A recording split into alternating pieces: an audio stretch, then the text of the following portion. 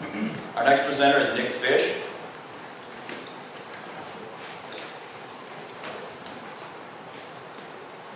Thank you.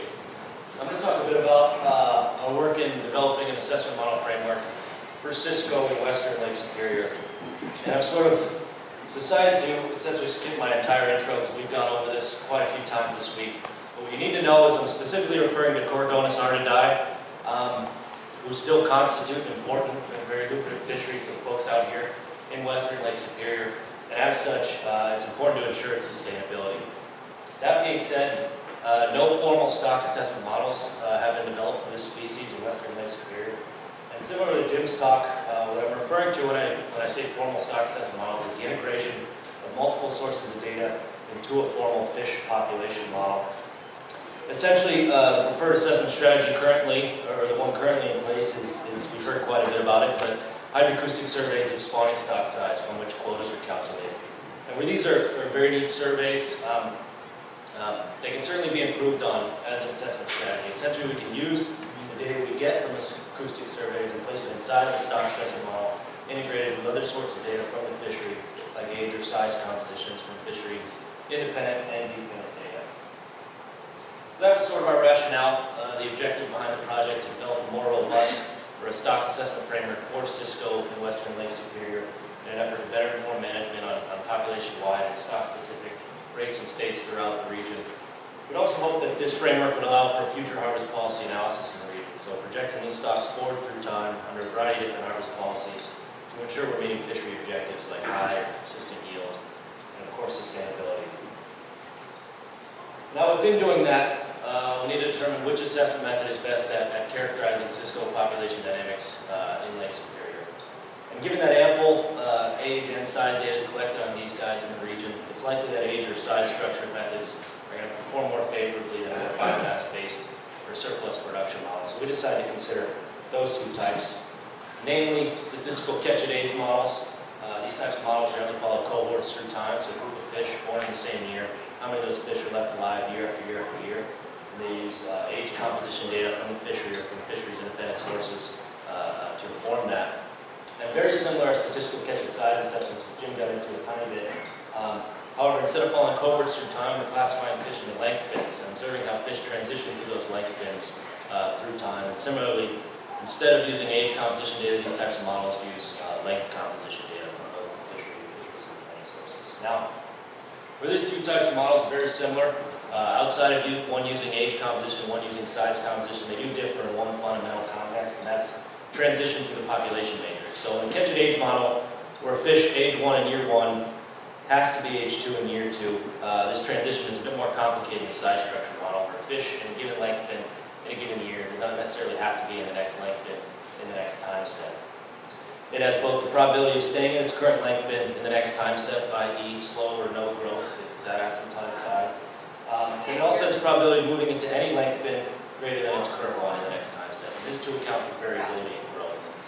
Now, this added complexity in these transition probabilities greatly complicates size structure models compared to age structure models. However, if a size structure model were to perform favorably or even similarly in characterizing cisco compared to an age-based model, you could save a ton of money aging so many fish in each season. In addition, there has been some evidence in the literature that suggests under some circumstances, size-based models can perform better or similar to age structure models. So for this reason, we decided to consider both of these model types and develop frameworks for each in an effort to compare and contrast them in order to determine an optimal assessment framework for characterizing cisco in Lake Superior. So we first had to pick a case study stock. We've heard a bit about this before, but cisco in Western Lake Superior don't really comprise of a single spawning stock. There's multiple throughout the region.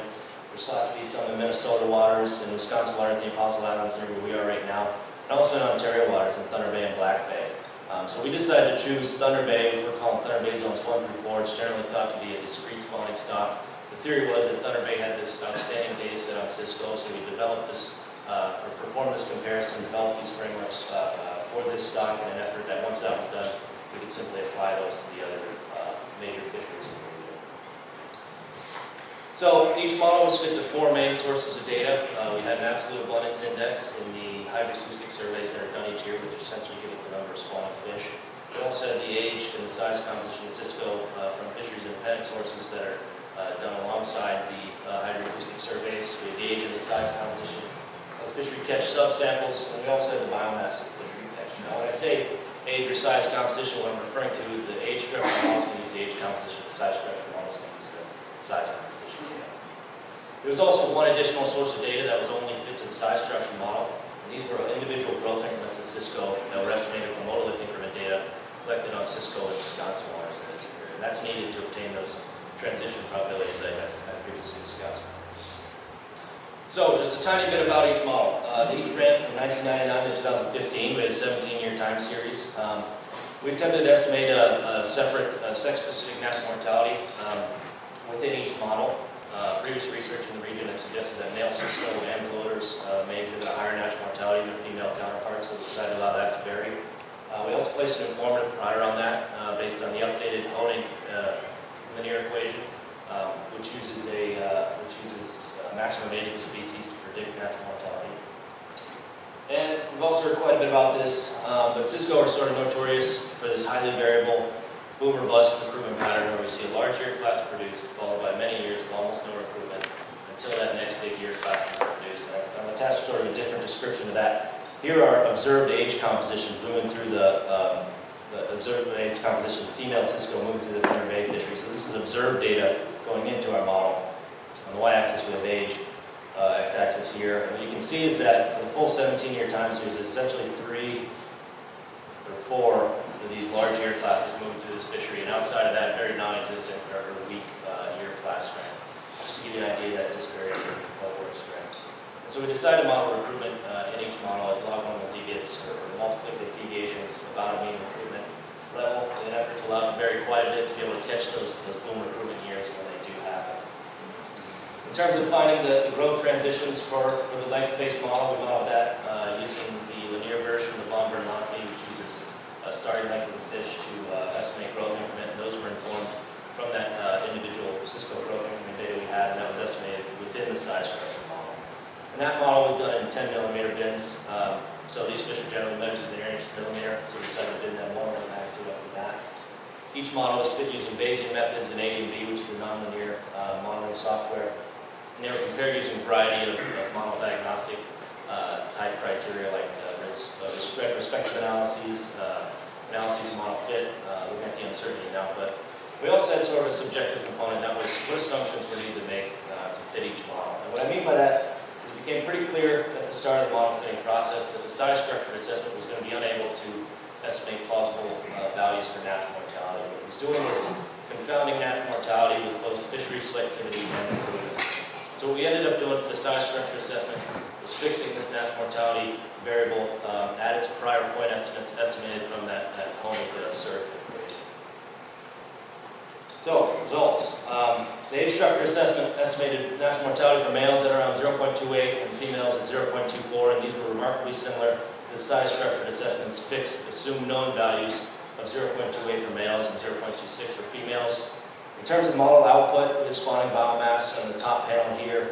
In light gray is the age structured assessment, dark gray is the size structured assessment. You can see for most of the time series, the age structured assessment was much more uncertain than was the size structured assessment. However, in the final year, the age structured assessment did end up having a smaller credible interval than did the size structured assessment. And in terms of patterns in abundance or biomass, the age structured assessment certainly estimated a higher magnitude of spawning biomass for most of the time series.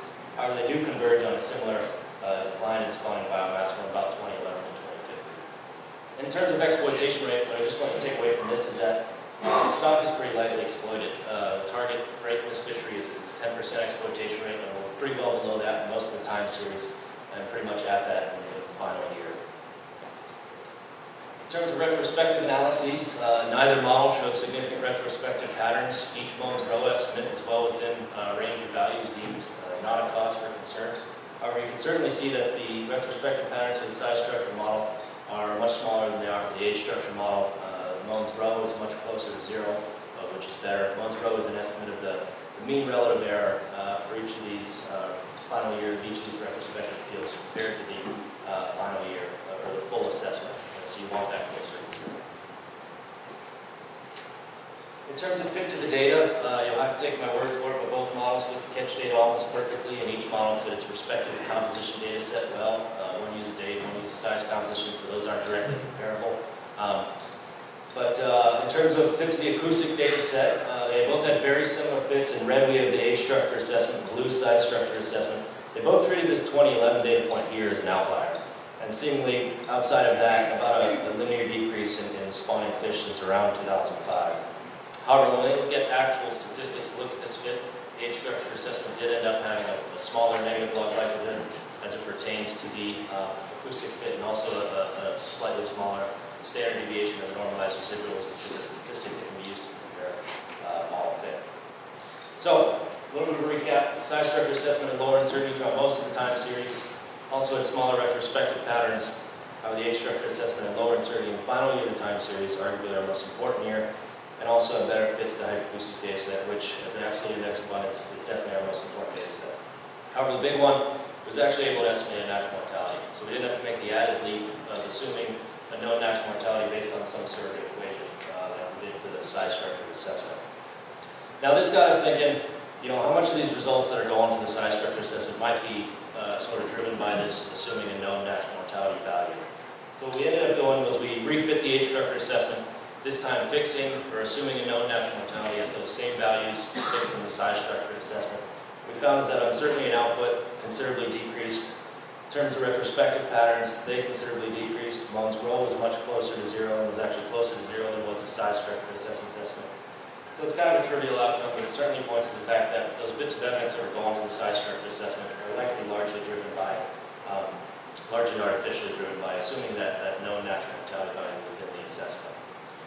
Now, in terms of why it's estimable in one and not in the other, we think it's able to be estimated in the age structure assessment because of this highly variable recruitment pattern that Cisco exhibited, in that the age structure model is essentially able to see these 3 or 4 really clear large cohorts moving through the fishery composition data, and coupled with some pretty light exploitation, as long as it's able to get an estimate, a reasonable estimate of selectivity, effectively makes a major source of mortality and transition through that population age matrix, one of natural depletion, which it's clearly able to get a hold of. In terms of why it's not able to be estimated in the size structure assessment, it has been noted in the literature that size structure assessments perhaps may experience a higher degree of parameter confounding than do age structure assessments, such that variation in size at age makes it really hard for size structure assessments to discern cohorts from length composition data. And that's sort of exactly what we found in our modeling, is that the size structure assessment had a lot more trouble finding those real improvement years than did the age structure assessment. And related to that, a little speculative, but we think this might have something to do with the vulnerability range of the fishery. I want to attach here observed length compositions of females moving through the fishery, length on the y-axis, year on the x-axis, and what you can see is that by the time these guys reach vulnerability of the fishery, they've really slowed and in some cases stopped their growth. And so the effect this has is that in stark contrast to the age composition plot, where you're clearly able to see those cohorts move through the fishery, right? You can't tell where your class is coming in here. And I think the model's thinking sort of the same thing. So with that, I'll quickly conclude. The catch-at-age model is clearly more appropriate than in modeling cisco population dynamics in the Great Lakes or in Lake Superior. Largely due to this estimation of natural mortality, we now have a framework readily available to apply to those regions. In terms of what to take away from the Thunder Bay assessment, well, it's pretty lightly exploited. It's not like we're putting that big of a dent in this population. We are sort of waiting for that next big year class to pop up. It's been since about 2009 since we've had a big recruitment event. So that's why you see this decline here. Anyway, with that, I'd quickly like to acknowledge my co-authors. I'd like to acknowledge Ian Harding for lending us the Total Increment data set, GLFC for funding, and none of this would be possible without Holman R lending us an outstanding Thunder Bay data set on Cisco. I'd also like to thank the organizers and the sponsors of the symposium, not only for putting on a great symposium, but also for supporting my travel to the Canadian Scientists Travel Award. And with that, I thank you for listening.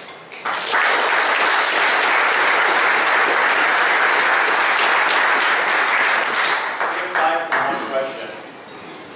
I really like this talk.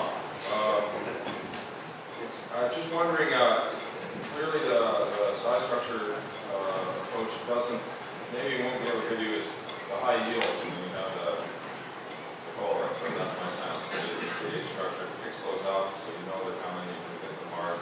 I'm wondering about the other side of it, and you can disagree with me on that, but the other side, where it strikes me that if you don't have age structure, kind of age data, because the size structure is pretty good, just keeping a kind of a stable sort of one that's not wildly overestimating it. Right. Hopefully you're not missing if you go down, so Right. that's reasonable. Yeah, but you gotta remember, that's largely driven by how similar those natural mortality estimates were. And what we did was, you might say that they're similar because we put an informative prior on the age structure assessment, but we refit the age structure assessment without that informative prior, it got near the same estimates. So you're sort of putting your faith in that surrogate equation for estimating natural mortality, because you're assuming it's known, and so that's why the model output is similar between the two assessments. So it doesn't seem like you lose much, but you are making sort of that leap to assuming that.